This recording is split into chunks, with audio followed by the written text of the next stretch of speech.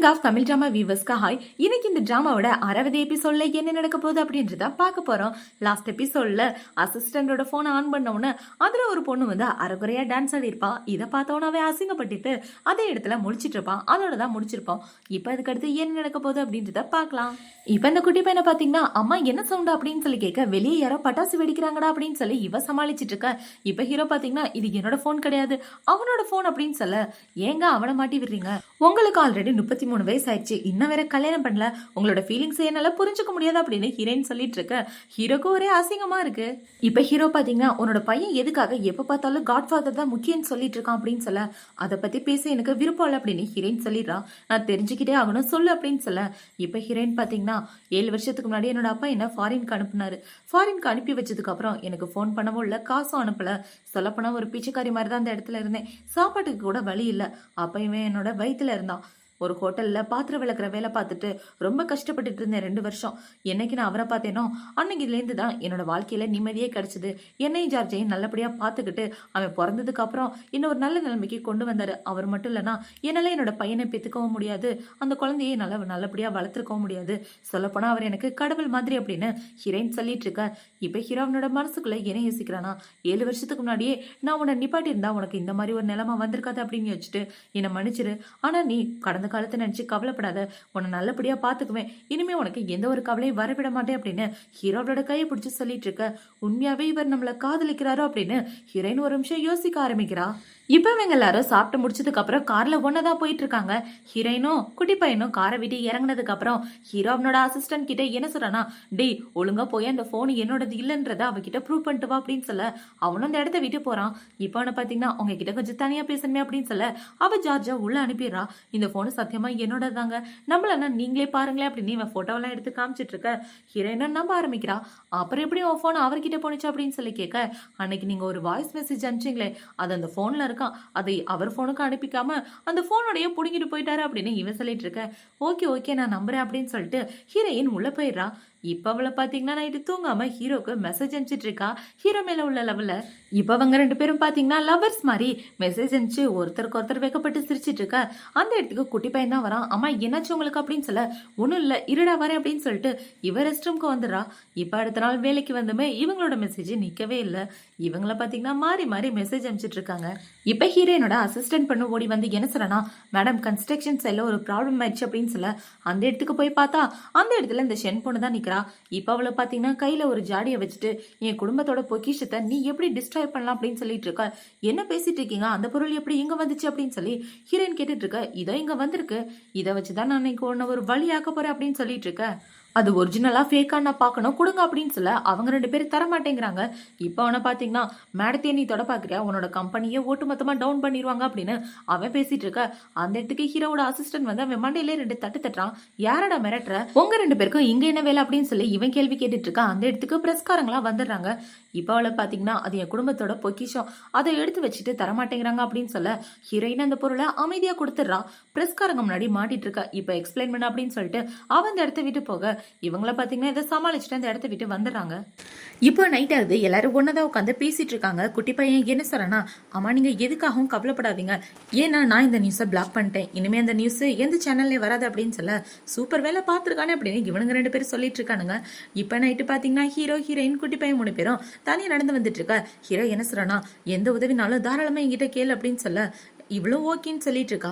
இப்ப அவங்க 2 பேரும் ஒருத்தருக்கு ஒருத்தர் பார்த்துட்டு இருக்க. இவனை பாத்தீங்கன்னா இருமி பார்த்துக்கிட்டு போதும் போதும் அப்படின்ற மாதிரி சொல்ல 2 பேரும் அமைதியாயிடுறானுங்க.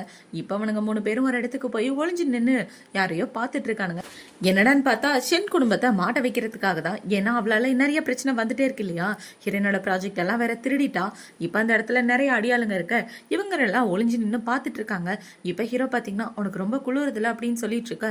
இதை அந்த குட்டி பையன் பார்த்தவன ஹீரோ அவனுக்கு கோட்டெல்லாம் போட்டு விட்டுட்டு இருக்க.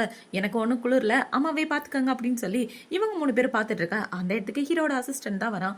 அவன் வந்து பாஸ் எல்லாம் வாங்கிட்டு வந்தாச்சு அப்படின்னு சொல்ல இப்ப ஹீரோவும் அவனும் முன்னாடி போறானுங்க. இப்ப ஹீரோ பை என்ன சொல்றானா, ஷென் குடும்பத்தோட வருங்கால மருமக நான் தான், உங்க எல்லாருக்காகவும் ஸ்நாக்ஸ் கொண்டு வந்திருக்கேன் சாப்பிடுங்க அப்படின்னு சொல்ல அவனுங்களும் இவன் சொல்றதெல்லாம் நம்பி சாப்பிட ஆரம்பிக்கிறானுங்க. பார்த்தா அதை சாப்பிட்டோட மயக்கம் போட்டு வில ஹீரோவும் ஹீரோட அசிஸ்டன்ட் போய் எல்லாத்தையும் ஆட்டையை போட்டு வந்துடுறானுங்க. இப்ப அடுத்த நாள் ஆகுது, பிரஸ் கான்ஃபரன்ஸ் தான் காட்டுறாங்க. அந்த கான்ஃபரன்ஸ்ல ஹீரோயின் பாத்தீங்கன்னா அவங்க குடும்பத்துக்குன்னு சொன்ன ஒரு ஜாடி இருக்கும்ல அது ஃபேக் அப்படின்னு ப்ரூவ் பண்ணிடுறா. ஏன்னா ஹீரோவும் அசிஸ்டன்ட் போய் அந்த வேலையை தான் பார்த்துருப்பானுங்க. அது மட்டும் இல்லாம இவ தான் ஹீரோயினோட ப்ராஜெக்டை திருடிட்டா அப்படின்னு அதையும் ப்ரூவ் பண்ண அவளுக்கு ஒரே அசிங்கமா போகுது. இப்ப ஷென்னோட அப்பா பாத்தீங்கன்னா ஒழுங்கா எல்லார்கிட்டயும் மன்னிப்பு கேளு அப்படின்னு சொல்ல அவ வந்து ஹீரோயின் கிட்ட மன்னிப்பு கேட்டுட்டு இருக்கா. இப்ப பாத்தீங்கன்னா இவங்க போட்ட பிளான் சக்சஸ்ஃபுல்லா முடிஞ்ச உடனே ஹீரோ ஹீரோயின் ரெண்டு பேரும் வெளியே வந்துடுறாங்க. இப்ப ஹீரோயின் பாத்தீங்கன்னா அந்த ஷென் குடும்பத்தோட பிரச்சனை இன்னையில இருந்து உங்களுக்கு இருக்காது, சோ நான் இனிமே உங்களுக்கு தேவைப்பட மாட்டேன், நம்ம ரெண்டு பேரும் வேற வேற பாதையில போறதுதான் நல்லது அப்படின்னு சொல்லிட்டு அவ போக பார்க்க ப்ளீஸ் என்னை விட்டு போகாத அப்படின்னு ஹீரோ சொல்றான். இப்போ இந்த பக்கம் அந்த ஷென் ஃபேமிலியை தான் காட்டுறாங்க. அவங்க அப்பாவை பார்த்தீங்கன்னா உன்ன மாதிரி ஒரு பொண்ணு கிடைச்சதுக்கு நான் ரொம்ப வெக்கப்படுறேன், உன்னால எனக்கு எல்லாரும் முன்னாடி தலை குனிவு அப்படின்னு சொல்லிட்டு இருக்க, அப்பா என்ன மன்னிச்சிருங்க, இதை தெரியாம பண்ணிட்டேன் அப்படின்னு இவ சொல்றான். உனக்கு கடைசியா ஒரே ஒரு சான்ஸ் தரேன், நீ எந்த தப்பு பண்ணாம இரு, இதுக்கப்புறம் உன் பேர் எதுலையாவது அடிபடிச்சுன்னா நான் உனக்கு கொண்டு போட்டுருவேன் அப்படின்னு சொல்ல அவளும் ஓகேன்னு சொல்லிட்டு இருக்கா. இப்போ அப்படியே கட் பண்ண அந்த பக்கம் ஹீரோயின் அந்த இடத்த விட்டு போக அவளை கொலை பண்றதுக்காக 2-3 ஆளுங்க வந்துடுறாங்க. எல்லாம் அந்த ஷென்னோட வேலை தான். இப்போ அவனுங்க வந்து ஹீரோயினை கத்தியால குத்துற மாதிரி வர அவளோட கையில அடிபட்டுருது. ஆனா ஹீரோ வந்து அவங்க கூட சண்டை போட்டு ஹீரோயினை காப்பாத்தி வீட்டுக்கு கூட்டிட்டு வந்துடுறான். இப்ப வீட்டுக்கு வந்ததுக்கு அப்புறம் இவன் இவளோட கைக்கு மருந்து போட்டு விட்டுட்டு இருக்க, காப்பாத்தினதுக்கு ரொம்ப தேங்க்யூ அப்படின்னு ஹீரோயின் சொல்லிட்டு இருக்கா. உனக்கு ஒரு உண்மை தெரியுமா, நான் உனக்கு 7 வருஷமா தேடிட்டு இருந்தேன், அதுக்கு காரணம் நீ நானும் ஒன்னா ஸ்டே பண்ணல. அன்னைக்கு நீ என்ன தெரியுமா சொன்ன, நீ எனக்கு காதலிக்கிறேன்னு சொன்ன, கல்யாணம் பண்ணிக்கணும்னு சொன்ன, நானும் ப்ராமிஸ் பண்ணி கொடுத்தேன், அந்த ப்ராமிஸை நிறைவேற்றுறதுக்காக உனக்காக நான் இத்தனை வருஷம் காத்துட்டு இருந்தேன், ப்ளீஸ் என்னை விட்டு போயிடாதா அப்படின்னு சொல்ல உண்மையவா சொல்றீங்க அப்படின்னு இவ கேட்க ஹீரோவும் ஆமான்னு சொல்றான். இவங்க ரெண்டு பேரும் இப்படி பேசிட்டு இருக்கும்போது அந்த இடத்துக்கு ஷென் தான் வரா. இப்ப ஓடி வந்து ஹீரோவோட காலில் விழுந்து ப்ளீஸ் எனக்கு கல்யாணம் பண்ணிக்கோங்க, நீங்க மட்டும் எனக்கு கல்யாணம் பண்ணிக்கலன்னா கண்டிப்பா என்னோட அப்பா என்ன வீட்டை விட்டு வெளியே துரத்திடுவாரு அப்படின்னு சொல்லி கெஞ்சிட்டு இருக்க.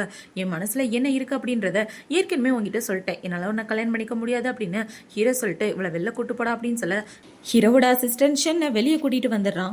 இப்ப ஹீரோ பாத்தீங்கன்னா கைக்கு மருந்து போட்டு விட்டதுக்கு அப்புறமா அவனோட கோட்டை கழட்டிட்டு ஹீரோயின் கூடவே படுத்து தூங்க ஆரம்பிக்க இவன் நீ என்னையா பண்ணிட்டு இருக்க, போய் ஒழுங்கா உன்னோட ரூம்ல தூங்க அப்படின்னு சொல்ல இல்ல உனக்கு ஆபத்து வந்துருச்சுன்னா நான் என்ன பண்றது, அதனாலதான் உனக்கு கட்டி பிடிச்சிட்டு இங்கே தூங்கலான்னு முடிவு பண்ணிட்டேன் அப்படின்னு சொல்லி ஹீரோ கட்டி பிடிச்சிட்டு இருக்க. இவளை பாத்தீங்கன்னா தூங்காம ஹீரோவே பார்த்துட்டு இருக்கா. இவ பாக்குறது ஹீரோக்கு தெரிஞ்சவன என்ன பாக்குறதுனா சொல்லு, போச மாத்தாம இப்படியே இருக்கேன் அப்படின்னு சொல்ல உங்களை யாரு பார்த்தா அப்படின்னு சொல்லி இவ தூங்கிட்டு இருக்க. இப்ப இந்த பக்கம் ஹீரோவோட அசிஸ்டன்ட் தான் வரான். இப்ப வந்து பாஸ் உங்களை பார்க்கணும் அப்படின்னு சொல்ல ஹீரோ அந்த இடத்த விட்டு எந்திரிச்சு போறான். இப்ப அவனுங்க ரெண்டு பேரும் ஏதோ ஒரு சீக்ரெட்டான விஷயம் பேசிட்டு அந்த இடத்த விட்டு போறானுங்க. அப்படியே அடுத்த நாள் ஆகுது. ஹீரோயின் ஆபீஸ்ல இருந்துட்டு இருக்க அந்த இடத்துக்கு ஹீரோ தான் வரான். இப்ப ஹீரோயின் அவளோட மனசுக்குள்ள என்ன யோசிக்கிறானா, எல்லா பிரச்சனையும் முடிஞ்சிருச்சுன்னா நம்ம பையனை கூட்டிட்டு இந்த ஊரை விட்டு கிளம்புறதா நல்லது அப்படின்னு இவ அவளோட மனசுக்குள்ள யோசிச்சுட்டு இருக்க.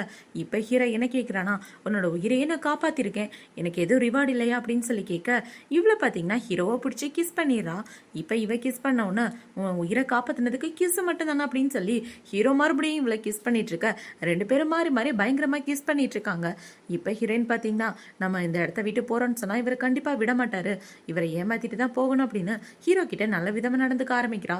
இப்ப இவ என்ன சொல்றானா, நம்ம ரெண்டு பேரும் ஷாப்பிங் போலாமா அப்படின்னு சொல்ல வெளியே ஆபத்து இருக்கு, இப்போதைக்கு வெளியே போக வேணாம் அப்படின்னு ஹீரோ சொல்றான். ப்ளீஸ் வாங்க, நீங்க என்ன காப்பாற்ற மாட்டீங்களா அப்படின்னு சொல்ல ஹீரோவை இவ கூட வெளியே வந்துட்டு இருக்க.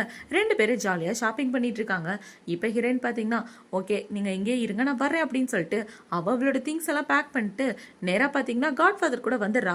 இப்ப அவங்க ரெண்டு பேரும் என்ன பேசிக்கிறாங்கன்னா, ஜார்ஜ் எங்க அப்படின்னு சொல்லி கேட்க ஜார்ஜ் நமக்காக வெயிட் பண்ணிட்டு இருக்கான், வா போலாம் அப்படின்னு சொல்லி இவங்க ரெண்டு பேரும் போயிட்டு இருக்கும்போது அந்த இடத்துக்கு ஹீரோ தான் வரான். என்ன வெயிட் பண்ண சொல்லிட்டு இவர் கூட நீ எங்க போற, உனக்காக நான் காத்துட்டு இருப்பேன்னு உனக்கு தெரியாதா அப்படின்னு சொல்லி கேட்க இப்ப காட்ஃபாதரை பாத்தீங்கன்னா அவளுக்கு உன் மேல இன்ட்ரெஸ்ட் இல்ல, அவளுக்குன்னு தனி லைஃப் இருக்கு, அதை வாழ விடு அப்படின்னு சொல்லிட்டு இருக்க. எனக்கும் இவளுக்கு நடுவில் நீங்க குறுக்க வராதீங்க அப்படின்னு ஹீரோ சொல்லிட்டு இருக்கான். இப்ப ஹீரோயின் காட்ஃபாதர் கிட்ட என்ன சொல்றனா, உண்மையாவே நான் இவரை காதலிக்க ஆரம்பிச்சிட்டேன், அந்த விஷயத்த உங்ககிட்ட சொல்ல எனக்கு தயக்கமா இருக்கு அப்படின்னு சொல்லிட்டு இருக்க. நீ என்ன பேசிட்டு இருக்கா, இவன் கூட சேர்ந்து வாழ போறியா அப்படின்னு சொல்லி கேட்க ஹீரோயினும் ஆமான்னு சொல்லிட்டு இருக்கா.